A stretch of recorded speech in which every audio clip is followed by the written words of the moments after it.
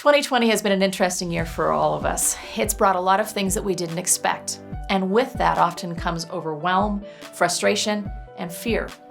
My name is Dr. Michelle with Living Well with Dr. Michelle, and I am so excited to introduce you to a program that's going to help.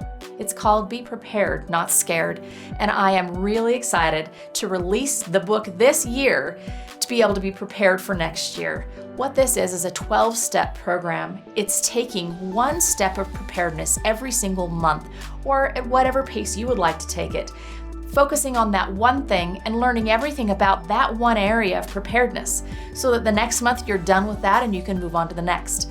This takes the overwhelm out of this process, and it's what I've used for thousands of families to help them gain the confidence, the security that they need to be able to face whatever is coming in this next year. So I am so excited to be able to share this with you. Watch for details, watch for specials. Be Prepared, Not Scared, the 12-step guide to preparing for emergencies, short and long term. I'm so excited to share this with you, and I know it's going to help you in 2021 and the years to come.